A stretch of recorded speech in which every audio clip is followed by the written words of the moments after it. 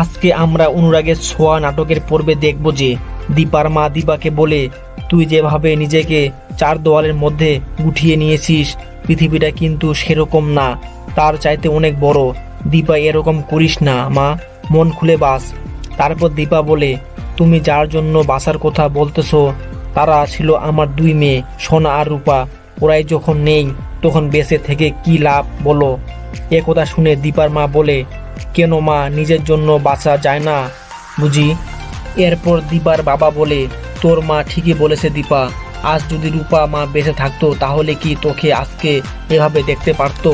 তারপর তার মা বলে, এমন হারিয়ে যাওয়া পালিয়ে যাওয়া মাকে রূপা দিদি ভাই চিনেই না, সে জানে তার মা লড়াই করে জিততে জানে। এমন করে চার দেওয়ালের মাঝে নিজেকে শেষ করে দিস না মা, এতে তোর রূপা কষ্ট পাবে আর সোনা দিদি ভাইও খুব কষ্ট পাবে।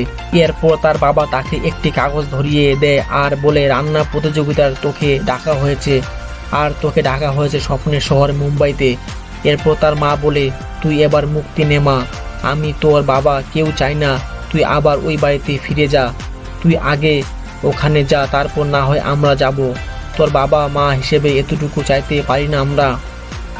আর কারোর জন্য নয়, রূপা দিদি ভাইয়ের জন্য একটু সুন্দর করে গুছিয়ে নিয়ে জীবনটা আবার শুরু কর। এরপর দীপা মুম্বাইতে উদ্দেশ্যে রওনা হয়ে যায়। দীপা কি পারবে নতুন করে জীবন শুরু করতে? ভিডিওটি ভালো লাগলে একটি লাইক করে দিবেন।